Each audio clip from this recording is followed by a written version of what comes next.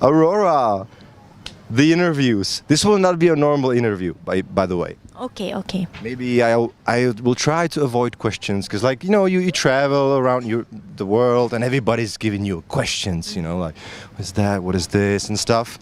But I guess that you will like this place because there is a forest behind us, a big one of the biggest and oldest in Prague. Oh. So it's a good tree, isn't it? It's a very good tree. Yeah. It's very nice, and it's a beautiful place. I have walked around a bit before it opened, and it's very pretty here. That's what I was thinking. That if we take a walk there, we would be amazed. There's lakes and stuff, but you'd have to be disguised because people might see you and they might go crazy. You can put me in an urn. In an urn, that would be a big one. You gotta wait for that. Will never be recognized again or do anything else again, ever. Yeah. Well, I saw a documentary about you a few years ago, and I kind of understood how you said that, so many people around, flying around, asking things and being just interested, it can make a person a little anxious and stuff, Oh my God, But we're matching almost. well, almost. But it's like the same. Anyways, yes. Yeah, well, we do. You actually said that you like this, and I like some of your jewelry as well. You don't have it right now. No, I don't. But the Navajo things and stuff. You're into the native cultures, right? Oh yes, very much. We have so much to learn from native cultures. Yeah. They are responsible for saving most of the forests and the holy land we have left that the environment depend on. Yeah. And also the whole spirituality and the way of coexisting with each other and the animals and nature. That we have forgotten so many things that a lot of native cultures remembers. So it's very important to let yourself be open. Is there any song or is there any part of your work that's really like inspired by some particular, I don't know, like tribe or people? Or do you have some like favorite native tribe or favorite native people? I am a very big admirer of the native tribes that lives in the Amazons, because they've done so much and died so much, and like they've fought and died for the protection of their land. Yeah. That benefits the world so much. We would be so fucked up without the little forest we have left that they have protected. So it's amazing. I have a lot of respect in my heart for everything they've done. Just because that's what they know they have to do. It's not even, but it benefits all of us so much. It's incredible. No, I'm very, and there's a lot of different. I'm a very big admirer of a lot of the native cultures in Norway as well, like the Sami people.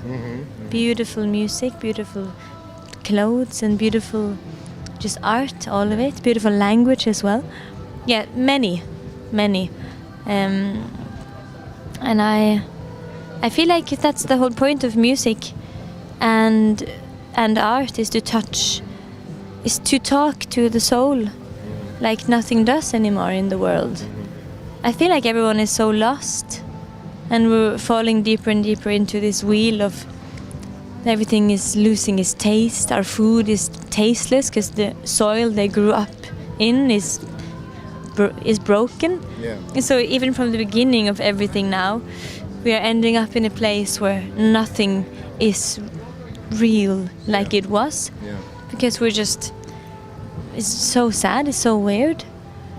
We are extremely disconnected at the moment.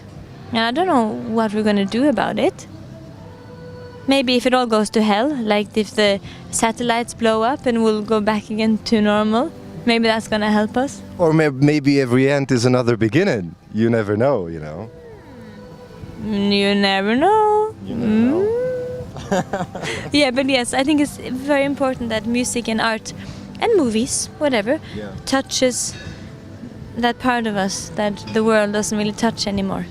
And also I like the fact that you play video games, like the Assassin's Creed. That's cool. Yeah, and Diablo 4. You're into Diablo 4. Yeah, I played Diablo 3 so much. But yeah, no, introverts, we need something to have something that is ours. Yeah, I understand that. I'm an introvert disguised as an extrovert, basically. Yeah. Oh, that was Did I kill it? No, I didn't. I had it. It was just a reflex. She landed on me earlier today. This ladybug? Yeah. But you know what? This ladybug is not the classic one. This is the one. Killer one. Yeah, the killer one. She wants to kill. yeah. But you know, when we were discussing the video games, you know, Yes. and the Diablo, it's crazy. Like in New York, you know, the fire that was there, and in on the Times Square, there was a big banner for Diablo 4, and it was like there was a text there, and it was saying "Welcome to Hell."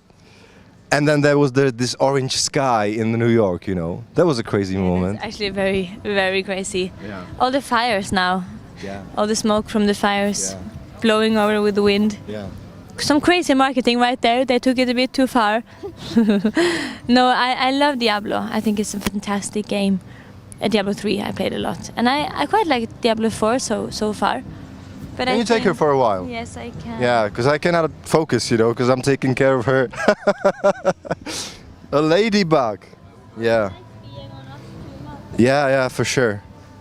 Okay. Okay. Is there any question that, speaking of questions, but is there any question that you would love to be asked, but nobody gave you that question? You know what I mean? You can take the mic for this. How the hell do I do this? Do I think about that? I don't know.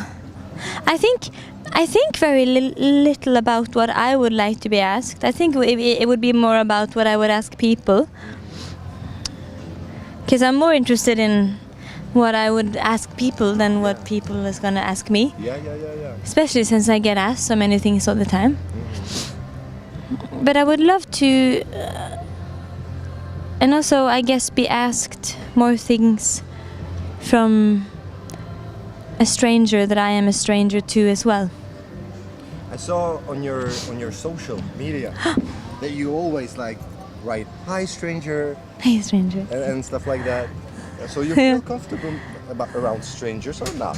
Oh, I feel very comfortable around strangers. Yeah, I do. I feel comfortable with people, but I fear the mass of people sometimes. And I've said it before that people don't really scare me, but I still have some social anxiety. But it's less about individuals, because I'm not scared what people think of me. I don't care what they think about me, but I do fear just the mass of people sometimes. But I like strangers. I like strangers very much. I spend a lot of time just interacting with strangers, and I love it. There's gonna be a lot of strangers here tonight, by the way. Yes, as I'm gonna marry all of them, Oh yeah. and we're gonna make lots of tiny kids. You know what? The last thing, Matt Healy from 1975. You know, I saw some interview with him, and he said, "I'm trying to connect with people, tens of thousands of people on the concerts. You know, and then I do the concert. It's beautiful. The energy is fine, and then it's over, and I just go home, basically to the hotel, and I gotta sleep, and it feels horrible. You know what I mean?" So what do you do after the concerts when you're like full of this energy? You know, you might like to, you know, get to know all these strangers, but you go to the hotel room or somewhere, or you go to the nature, or what do you do after your shows? Well, if you struggle with sleeping, you should never lie in your bed, because that subconsciously teaches your brain to think that the bed is a place I lie awake. So if you're tired, don't lay in your bed. Go to another room. That's a very important psychological rule. Good. To then switch rooms, do something else, and then try again. But it's important never to lie in bed, Yeah. because then you teach yourself. Yeah. Anyways, it's a very important trick. Yes. It's very true. But I don't understand. If I don't want to go to bed, I don't go to bed. Yeah. You just listen to your body. I do the show, it's wonderful, but for me it's easy to land after a show, because it is over when it's over. And I love the show, but I don't need the attention from 10,000 people all the time. It's wonderful there in the moment, and then it's just as wonderful to have a beer after. Yeah. You know? Yeah. By the way, I love all of it. I don't miss it. you know what? It's 33 degrees here, and actually you got more clothes on yourself than me, and you're not sweating basically, or it's not seen. But you know, I'm wondering, since you're from Norway, and I saw some of your interviews that you were always doing this, like being hot. In Argentina. Yeah. Yeah. But how do you feel about winter time? Because sometimes, you know, I'm a sun person, and sometimes here when the sky gets gray, you know, it gets all a little bit more gray. How do you feel about winter? Like, you love it, right? I guess. No, I really like winter. I can understand the people often misjudge their instincts as when you're more tired because of the darkness and the heaviness of the weather. You do get more tired, and you do get less energetic, and maybe you wake up more hopeless, and it affects your psyche, the darkness, especially in Norway. A lot of people are depressed during the winter. But it's I don't let it fool me that I'm depressed.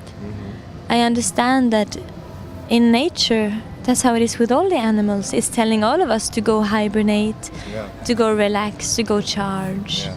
So when you're less productive, less happy, less energetic, that's the whole point with winter. You're allowed to just go in and be a bit more kind to yourself, relax a bit more, and just to know that with time it's gonna kind of come back, all the things you're missing right now. Yeah. So I love winter because I understand how to accept it, I guess, and to welcome those emotions as well.